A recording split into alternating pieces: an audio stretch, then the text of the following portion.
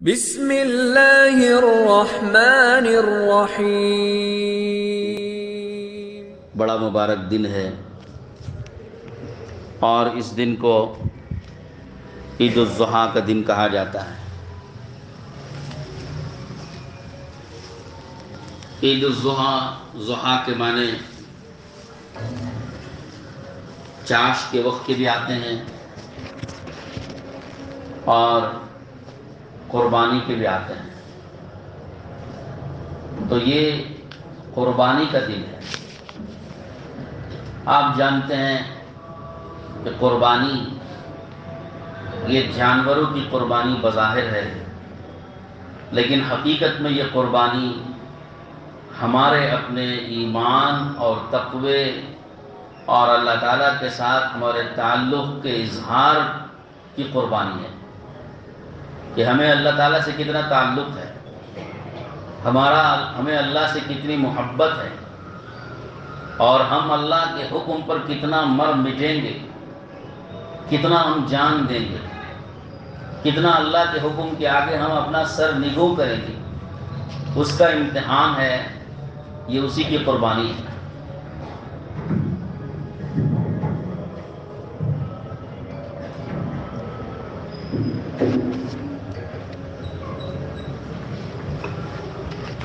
تو بظاہر جانوروں کے گلے پہ چھری چلائی جاتی ہے اور بظاہر جانور کا خون بہایا جا رہا ہے، لیکن حقیقت میں یوں سمجھو یہ ہمارے گویا نفس پر چھری چل رہی، اس لیے کہ آدمی کا نفس مال خرچ کرنے کو نہیں چاہتا۔ آدمی کا جو نفس ہے وہ اپنا مال خرچ کرنا دین کے نام پر، اللہ کے حکم کے نام پر، وہ اس کا نفس نہیں چاہتا۔ اب نفس کی چاہت کو یہاں پر ذبح کرنا ہے اور اللہ کے لیے اپنا مال خرچ کر کے اللہ تعالیٰ کے ساتھ اپنا تعلق بتانا ہے۔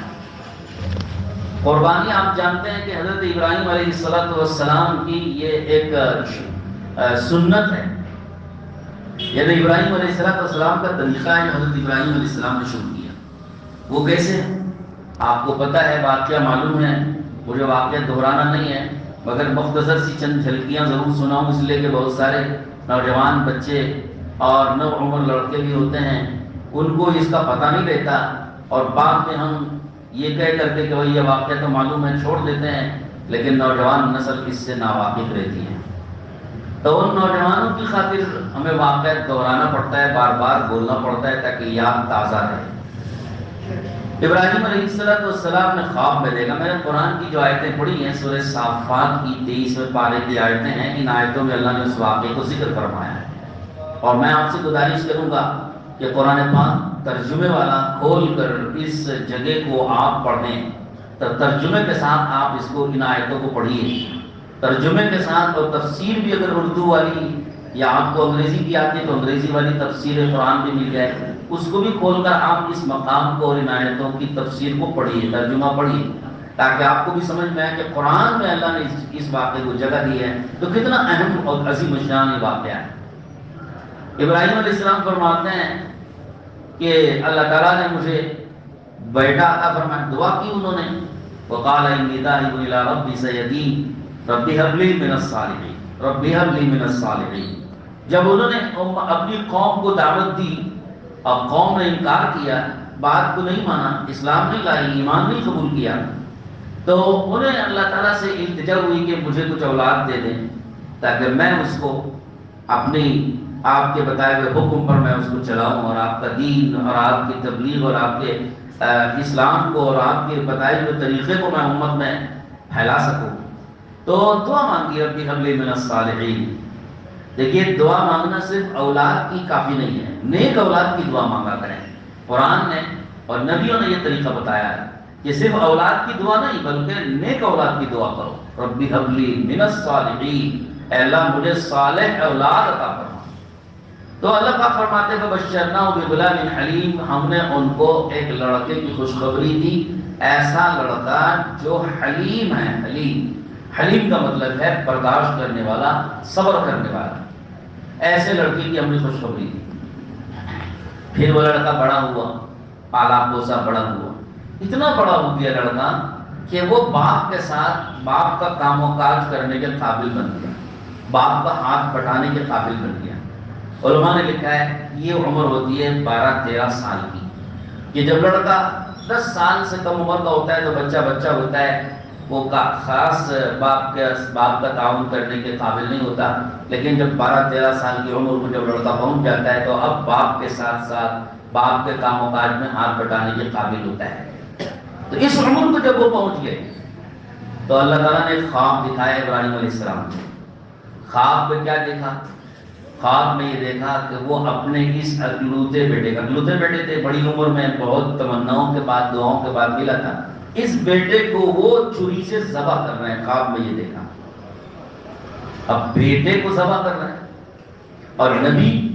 نبی کا خواب ہوتا ہے سچا۔ یہ ضابطہ ہے، اصول ہے کہ نبی جو خواب میں دیکھتے ہیں وہ اصل میں اللہ تعالیٰ ان کو دکھاتے ہیں، اور یہ دراصل نبی کو خواب میں اللہ کوئی چیز دکھاتے ہیں تو اس کا مطلب ہوتا ہے یہ اللہ کا حکم ہے، اللہ کا حکم ہے۔ تو کوئی اللہ ان کو حکم دینے کے بیٹے کو ذبح کرو۔ تو صبح اٹھے، ایک طویل ہے واقعہ، تو اپنے بیٹے کو انہوں نے بلایا۔ ابراہیم علیہ السلام اللہ کے اس حکم کی پیروی کرتے ہوئے سیدھے بیٹے کو لے جاتے اور فوراً ذبح کرنا شروع کر دیتے، کر تو سکتے تھے لیکن انہوں نے حکمت اختیار کی۔ ایسا نہ ہو کہ میں سیدھے لے جاؤں اور بغیر بولے، بغیر اس کو راضی کیے بغیر میں لے جاؤں اور سیدھے ذبح کروں تو سمجھے گا کہ باپ میرے اوپر ظلم کر رہا ہے اور باپ مجھے قتل کر رہا ہے، اور پتہ نہیں کیا کیا باپ کے بارے میں گما۔ تو اس لیے پہلے بیٹے کو راضی کر لیا، آمادہ کر لیا۔ تو بیٹے کے سامنے کہا کہ یا بنی انی اری فی المنام انی اذبحک فانظر ماذا ترى، بیٹے میں نے خواب میں دیکھا ہے کہ میں تمہیں ذبح کر رہا ہوں، بتاؤ تمہاری کیا رائے ہے۔ اختصار کے ساتھ میں عرض کر رہا ہوں۔ تو بیٹے نے بھی، چونکہ نبی کے بیٹے ہوتے ہیں اور سمجھتے ہیں کہ بھائی نبی جو خواب دیکھتے ہیں وہ اللہ کا حکم ہوتا ہے، اتنی بات تو اس بیٹے کو، بچوں کو بھی معلوم تھی۔ تو بیٹے نے جواب دیا یا ابت افعل ما تؤمر ستجدنی انشاءاللہ من الصابرین، ابا جان آپ کو جو اللہ کا حکم ہو رہا ہے اس کو کر گزریے، اس میں آپ کیوں تردد کر رہے ہیں؟ آپ کو تو اللہ کا حکم ہو رہا ہے نا مجھے ذبح کرنے کا، تو آپ اسے کر گزریے، انشاءاللہ مجھے آپ صبر کرنے والا پائیں گے، میں ایسے بل بلاؤں گا نہیں، چلاؤں گا نہیں، صبر کرنے والا پاؤں گے، میں صبر کروں گا۔ اتنی ہمت کے ساتھ بیٹے نے یہ جو اپنے باپ کے سامنے اپنی آمادگی جو ظاہر کی ہے، اس سے باپ کو بڑی خوشی ہو گئی اور پتہ چل گیا کہ بیٹا بھی اس کے لیے تیار ہے۔ اب دونوں تیار ہوئے، فلما اسلما، دونوں باپ بیٹے تیار ہو گئے اللہ کے حکم کو پورا کرنے کے لیے۔ وَتَلَّهُ لِلْجَبِينِ، ابراہیم علیہ السلام اپنے بیٹے کو انہوں نے لڑکایا ذبح کرنے کے لیے۔ تو بیٹے کے دل میں آیا کہ کہیں ایسا نہ ہو کہ باپ کی نظر مجھ بیٹے پہ پڑے اور مجھ پر رحم آ جائے اور باپ میرے اوپر میرے گلے پہ چھری چلانے میں پسو پیش ہونے لگے اور اللہ کے حکم کی نافرمانی ہو جائے۔ جتنی بات بیٹے نے سوچی، آپ سوچئے اس کم عمر کے بچے کی کتنی تربیت ہوئی ہوگی کہ جو بچے نے اس قدر گہرائی کے ساتھ ہی سوچا کہ اگر میرے اوپر ذبح کرتے ہوئے نظر باپ کی پڑے گی، باپ کو رحم آ جائے گا اور میرے اوپر رحم کی خاطر وہ چھری چلانے میں آگے پیچھے ہوں گے، تردد کریں گے تو اللہ کے حکم کی نافرمانی نہ ہو جائے یا اللہ کے حکم کو پورا کرنے میں کبھی کوتاہی نہ ہو جائے۔ اس لیے بیٹے نے خود مشورہ دیا کہ ابا جان آپ اپنے آنکھوں پہ پٹی باندھ لیجیے تاکہ میں آپ کو نظر نہ آؤں اور میرے اوپر آپ کو رحم نہ آ جائے اور آپ میرے پر رحم کر کے اللہ کے حکم میں کوتاہی نہ کرنے لگے۔ تو اب لٹایا اور لٹا کر آنکھوں پہ پٹی باندھ کے ذبح کرنا شروع کیا تو اوپر سے اللہ تعالیٰ کا حکم چھری کو آیا، خبردار میرے اس خلیل کے اس چہیتے بیٹے پہ کہیں چل نہ جانا۔ بعض روایتوں میں ملتا ہے تفسیروں میں کہ اللہ تعالیٰ نے پیتل کا ایک ٹکڑا لا کے اس چھری کے نیچے دے دیا تھا تاکہ ان کی چھری ان کے گلے پہ چل نہ جائے۔ اللہ کو بھی تو رحم آتا ہے نا، اللہ کو تو ایک ادا چاہیے تھا، بیٹے کو ذبح کروانا اللہ کو مقصود نہیں تھا، اللہ کو اس باپ اور بیٹے کی یہ ادا چاہیے تھا جو ادا انہوں نے دکھائی ہے۔ بڑا تفصیلی واقعہ ہے، میں تو بہت اختصار کے ساتھ وقت کا لحاظ کرتے ہوئے آپ کو عرض کر رہا ہوں۔ تفسیروں میں تفسیر کے ساتھ اس کا موجود ہے، اور اگر کسی کتاب میں تفسیری واقعہ آپ کو ملے تو ضرور پڑھیے، پڑھنا چاہیے، پڑھ کے بچوں کو سنائیں، آپ گھر میں سنائیں تاکہ سب کو واقعہ معلوم ہے۔ تاریخی واقعہ ہے، پوری تاریخ میں اسلام کی اور دنیا کی تاریخ میں ہم کو ایسا واقعہ نہیں ملے گا۔ قرآن میں اللہ نے جگہ دی ہے تو اتنا اہم واقعہ ہے، تو ہم کو چاہیے کہ ہم کسی کتاب سے، مولانا مفتی شعیب اللہ صاحب کی بھی ایک کتاب اس بارے میں ہے، اور بھی علماء نے کتابیں لکھی ہیں، تو اس پورے واقعے کو ہمیں پڑھنا چاہیے، پڑھ کر کے سنانا چاہیے، اور گھر میں اس کے پڑھنے کا رواج بنانا چاہیے، تاکہ ہمیں معلوم تو ہو کہ ہمارے ایک نبی و پیغمبر نے اللہ کے حکم کے آگے اپنے بیٹے کو بھی ذبح کرنے سے اپنے آپ کو پیچھے نہیں ہٹایا، اس قدر انہوں نے اپنے آپ کو پیش کیا ہے۔ ایک تاریخی اسلام کا اور پوری دنیا کا، اسلامی دنیا کا زبردست تاریخی واقعہ ہے۔ تو غرض اتنے میں اللہ تعالیٰ نے جبرائیل علیہ السلام کو جنت کا ایک مینڈا دے کے بھیج دیا کہ جاؤ میرے خلیل کے اس چہیتے بیٹے کے ذبح ہونے سے پہلے اس مینڈے کو پیش کر دو، اور کہو کہ بس تمہاری قربانی قبول ہو گئی، تمہاری بیٹے کی قربانی ہم نے قبول کر لی، بیٹا ذبح ہونے سے پہلے ہی ہم نے قبول کر لیا آپ کی قربانی، اور قد صدقت الرؤیا، اور آپ یہ جا کے کہہ دینا کہ ابراہیم تم نے تو خواب کو سچا کر دکھایا، جو چیز تمہیں خواب میں بتائی گئی تھی اس خواب کو تم نے پورا کر کے بتایا، ہم نے تمہارا امتحان لے لیا، تمہیں آزما لیا کہ تم واقعی اللہ کے حکم پر سب کچھ قربان کرنے کے لیے تم تیار ہو، تم جیسا آدمی کوئی ہم کو دیکھنے کو نہیں ملے۔ اس لیے اللہ پاک نے حضرت ابراہیم کو خلیل بنا، خلیل کہتے ہیں دوست، خلیل اللہ کے معنی ہوئے اللہ کا دوست۔ ابراہیم علیہ السلام کی اللہ کے ساتھ دوستی کے واقعات سیرت میں بہت موجود ہیں کہ کیسی دوستی اللہ کے ساتھ انہوں نے بتائی ہے۔ تو غرض ابراہیم علیہ السلام کو یہ جواب دیا گیا کہ آپ کی یہ قربانی ہم نے قبول کر لی، اب اس کے عوض میں آپ کے بیٹے کو بچا کر، بیٹے کے اس عوض میں ہم نے جنت کا ایک مینڈا تمہیں دے دیا، اس کو ذبح کرو۔ تو چنانچہ ابراہیم علیہ السلام لے کر آئے، جب وہ جو گلے پہ حضرت ابراہیم علیہ السلام اپنے چہیتے بیٹے حضرت اسماعیل کے گلے پہ جب چھری چلانے لگے، چھری چل نہیں رہی تھی، تو اسی موقع پر آسمان سے جبرائیل آئے مینڈا لے کے، اور دیکھتے ہی فوراً پکارا اللہ اکبر اللہ اکبر۔ ابراہیم علیہ السلام نے دیکھا، اٹھائی کہ کیا ہو رہا ہے، کہاں سے آواز آ رہی ہے، دیکھا جبرائیل ہے، کہا لا الہ الا اللہ واللہ اکبر۔ ابراہیم علیہ السلام نے جواب دیا، بیٹا فوراً دیکھا کہ بھائی یہ تکبیریں کہاں سے سنائی دے رہی، یہ دو تکبیروں کا تبادلہ کہاں سے ہو رہا ہے۔ اتنے میں بیٹا بھی اٹھ کر کے بیٹھا، اور بیٹے نے دیکھ کے فوراً انہوں نے کہا اللہ اکبر وللہ الحمد، بیٹے نے یہ جملہ کہا۔ تو ان تینوں کے یہ تین جملوں کو اللہ نے ملا کے تکبیر تشریق بنا دیا، اور اب ہم ماشاءاللہ عید کے موقع پر ہم خوب تکبیر تشریق پڑھتے ہیں۔ یہ انہی تین، جبرائیل علیہ السلام، ابراہیم علیہ السلام، اسماعیل علیہ السلام، تینوں کی ان تکبیروں کا یہ مجموعہ ہے جو ہم تکبیروں میں پڑھتے ہیں۔ اللہ اکبر اللہ اکبر، لا الہ الا اللہ واللہ اکبر، اللہ اکبر وللہ الحمد، یہ تکبیریں بھی یہ انہی کی یاد کی تازگی میں ہے۔ تو غرض یہ قربانی جو اب اتنے میں یہ دیکھا ابراہیم علیہ السلام نے کہ جو جبرائیل مینڈا جنت سے لے کر آئے تھے، بجائے میرے بیٹے اسماعیل کے ذبح ہونے کے وہ مینڈا ذبح ہوا پڑا ہے، ایک دم مینڈا ذبح ہوا پڑا ہے۔ تو یہ قربانی ہوگی،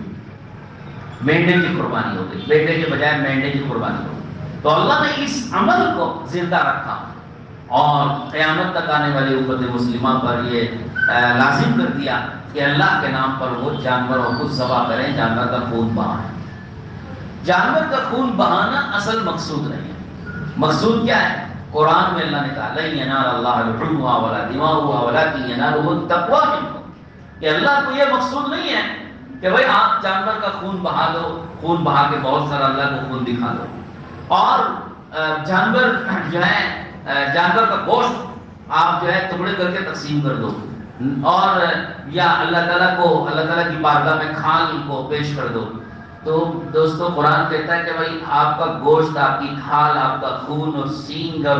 ہڈیاں اور گوشت اور پوست جو بھی ہے، ہم کو ان میں سے کوئی چیز ہمارے تک نہیں پہنچتی ہے، وہ تو تم ہی کھاؤ گے،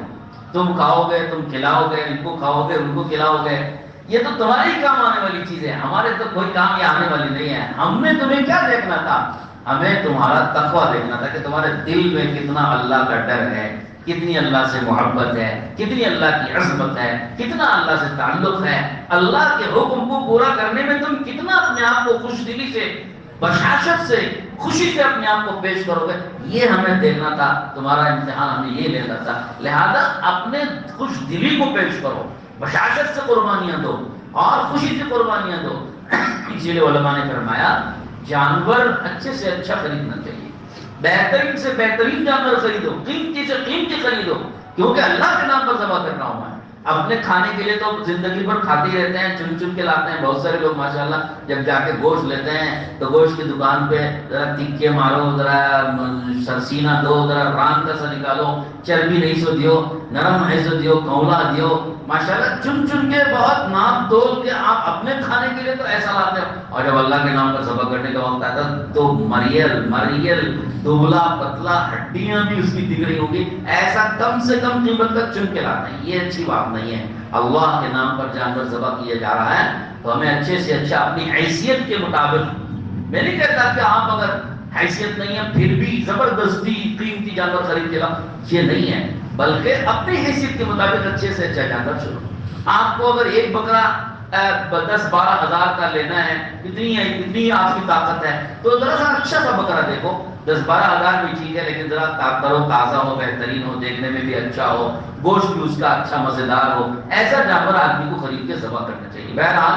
اللہ تعالیٰ کو ہمارا تقویٰ اور ہمارا اللہ تعالیٰ سے تعلق جو ہے نا وہ اللہ کو پہنچتا ہے۔ اس سلسلے میں مسائل بہت سارے ہیں،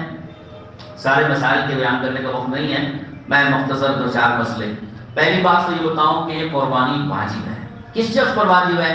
جو صاحب حیثیت ہو۔ کتنی حیثیت ہے کہ بھائی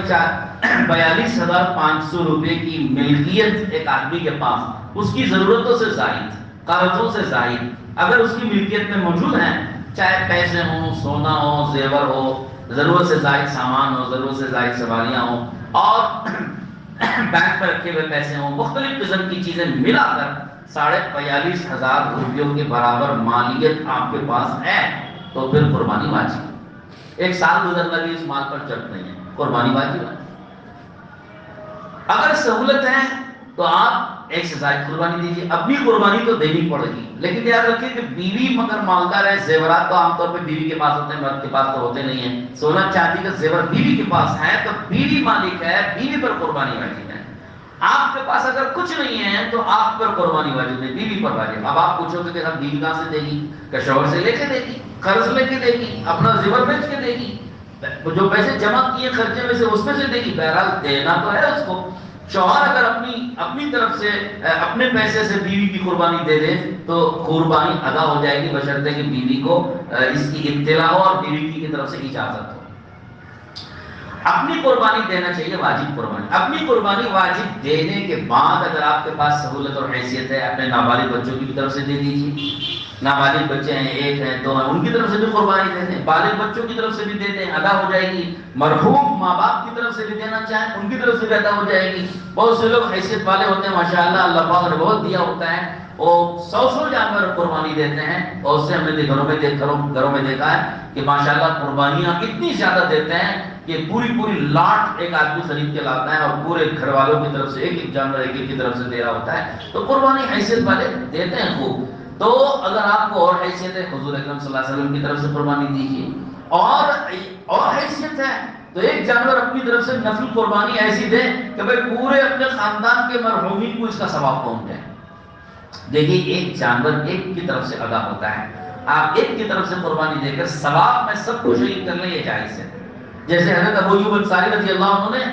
اپنی ایک قربانی دی اور ثواب میں انہوں نے اپنے گھر کے سارے لوگوں کو شامل کر لیا، یہ نہیں کہ پورے گھر والوں کی طرف سے ایک بکرا دیا، یہ نہیں، یہ صحیح نہیں ہے، یہ معنی بتانا صحیح نہیں ہے۔ بہرحال قربانی پورے گھر والوں کی طرف سے ایک دینا یہ صحیح نہیں ہے، بلکہ گھر میں جتنے افراد پر قربانی واجب ہے سب کو اپنی اپنی قربانی الگ الگ دینی پڑے گی۔ ایک آدمی پورے خاندان کا طرف سے بکرا دے دے گا، پورے گھر والوں پوری فیملی کی طرف سے ایک بکرا دے دے تو سب کی قربانی نہیں ہوتی ہے۔ ہاں ایک کی قربانی ادا ہوگی، ثواب میں سب کو آپ شریک کر سکتے ہیں، ثواب سب کو ملے گا پورے گھر والوں کو۔ جیسے باپ جو ہے مالدار ہوتا ہے، بیوی بچے سب غریب ہوتے ہیں، مالدار نہیں ہوتے ہیں، تو تو باپ کی طرف سے قربانی ادا ہوگی، ثواب بیوی بچوں کو سب کو مل جائے گا، تو آپ نیت اگر کر لیں گے تو بہرحال قربانی حیثیت کے مطابق اچھے سے اچھی دینے کی کوشش کرنا چاہیے۔ جانور ذبح کرنے کا طریقہ بہت آسان ہے، بہت سے لوگ پریشان ہوتے ہیں کہ بھائی جانور ذبح کرنے کا طریقہ کیا ہے۔ آپ جانور کو قبلہ رخ لٹائیے، پاؤں قبلے کی طرف ہو، چہرہ جانور کا قبلے کی طرف ہو جائے، اور آپ قبلے کی طرف رخ کر کے جو ہے جانور کے گلے پہ آپ چھری چلائیں۔ چھری چلانے سے پہلے، جب چھری چلانے کا وقت آئے تو چلانا شروع کرنے سے پہلے آپ زبان سے پڑھیے بسم اللہ اللہ اکبر، یہ پڑھنا فرض ہے۔ اگر آپ نے یہ بسم اللہ اللہ اکبر نہیں پڑھا اور ویسے ہی چلانا شروع کر دیا تو جانور حلال نہیں ہوتا۔ اور اگر آپ کی چھری کو ایک اور آدمی بھی ہاتھ لگایا ہوا ہے، دوسرا آدمی بھی سہارا دے رہا ہے، پہلی مرتبہ آپ نے ذبح کیا، آپ کو ذبح کرنا نہیں آتا ہے یا ہاتھ آپ کا چل نہیں رہا ہے، دوسرے نے بھی ہاتھ لگایا تو اس کو بھی بسم اللہ اللہ اکبر پڑھنا ضروری ہے، یہ یاد رکھیے۔ عام طور پر اس میں لوگ کوتاہی کرتے ہیں، اگر اس نے بھی بسم اللہ نہیں پڑھی تو جانور حلال نہیں ہوتا ہے۔ بہرحال اس طرح کے مسائل بہت سارے ہیں، یہ میں نے اختصار کے ساتھ بتایا ہے۔ آپ اس کے علاوہ انی وجہت وجہی للذی فطر السماوات وغیرہ وغیرہ اور بھی بہت ساری دعائیں پڑھیں تو بہت اچھا ہے۔ ذبح کرنے سے پہلے آپ نیت کر لیجئے کہ یہ جانور میں اپنی طرف سے ذبح کر رہا ہوں، اے اللہ اس کو قبول فرما لے، یا فلاں کی طرف سے، آپ جس کی طرف سے بھی قربانی دے رہے ہیں اس کی طرف سے اس جانور کے ذبح ہونے کی آپ نیت کر لیجئے، انشاءاللہ جانور جو ہے قربانی صحیح ہے۔ قربانی کا گوشت آپ 3 حصوں میں تقسیم کر سکتے ہیں، چاہیں تو اپنے لیے ایک حصہ رکھ لیجیے، رشتہ داروں کو ایک حصہ، غریبوں کو ایک حصہ دے دیجیے، اور اگر آپ کے پاس خاندان کنبہ آپ کا قبیلہ زیادہ ہے آپ اپنے لیے زیادہ کر سکتے ہیں، 2 حصے کر لیں، ایک حصہ اپنے لیے ایک حصہ غریبوں کے لیے کر لیجیے۔ اس میں کوئی متعین نہیں ہے کہ کتنا ان کو کتنا ان کو، آپ اپنی سہولت سے کم و بیش کر سکتے ہیں۔ حال آپ وہ بھی کسی کو ہدیہ کر دیں، خاندان میں کسی کو ہدیہ کر دیں، مدرسے والوں کو دے دیں، ماشاءاللہ بہت سارے مدارس ضرورت مند ہیں، وہ اگر لیتے ہیں تو آپ لے جا کے ان کے مدرسوں میں کھال پہنچا دیجئے، لینے کے لیے وہ آئیں اس کا انتظار نہ کریں، اپنی طرف سے خود ہی ان کو پہنچا دیجئے، ٹھیک کافی ہے، اس لیے کہ کافی وقت، اور اگلی جماعت بھی اس کا اعلان کیا گیا ہے کہ اگلی جماعت بھی ہوگی 7:30 بجے سے، تو اس کا بھی وقت قریب ہے۔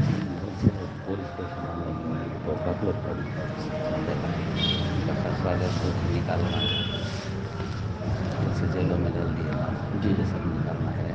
اور آپ کو مدرسے کا جھگڑے کا اعلان کوئی انتظام ہے نہیں، میں مدرسے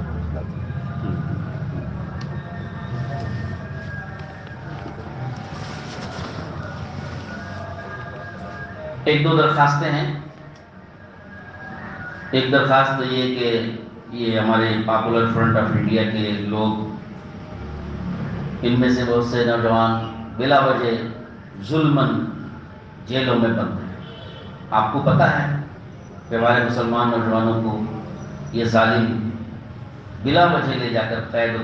کر کے گرفتار کر کے لے جا کے ڈال رکھا ہے، ان پہ ظلم کر رہے ہیں، کوئی ان کا کوئی قصور نہیں ہے، بے قصور ہے، تو اس لیے اب ان کو باہر نکالنے کے لیے کچھ پیسے خرچ ہوتے ہیں، آپ کو اندازہ ہے اس کا، مجھے بتانے کی ضرورت نہیں ہے۔ یہاں پاپولر فرنٹ آف انڈیا کے لوگ کھڑے ہوئے ہیں، آپ سے گزارش کرتے ہیں کہ آپ حضرات ان کو اپنا مالی تعاون عنایت فرمائیں ایسے موقع پر، تاکہ ان نوجوانوں کو ظالموں کے ظلم سے چھڑانے میں مدد مل سکے۔ ہمارا فرض بنتا ہے جس طرح ہم کھا پی رہے ہیں، خوشحالی میں ہم ہیں، ہمارے خود امت کے اور قوم کے مسلمان ظلماً جیلوں میں بند ہیں، ان کی ساری خوشیاں اور ان کی گھر کی فیملیوں کی خوشیاں سب کے سب ایک دم تالا لگا ہوا اور سب بند ہیں۔ ایسے موقع پر ہمیں چاہیے کہ ان کے غم میں ہم شریک ہوں اور ان کو اپنی خوشی میں ہم شامل کریں، اور اس کے لیے جو تعاون ہم ہو سکتا ہے ضرور کریں۔ اللہ تعالیٰ سب کو جزائے خیر نصیب فرمائے۔ جو حضرات اپنے قربانی کے چمڑے ہمارے مدرسے کو دینا چاہتے ہیں، یعنی اس مسجد میں جو ہمارا مدرسہ حفظ کا شعبہ شروع کیا گیا چل رہا ہے، تو اس کو اگر کوئی دینا چاہتے ہیں اپنا چمڑا مدرسے کو، تو یہاں لا کر پہنچا سکتے ہیں مسجد میں، ہمارے موزن صاحب انشاءاللہ وصول کر لیں گے، تو لا کر یہاں پہنچا دیجیے، اور اس کی جو قیمت ہوگی وہ قیمت فروخت کر کے مدرسے کے طلبہ پر خرچ کی جائے گی۔ لا إله إلا الله لا إله إلا الله لا إله إلا الله لا إله إلا الله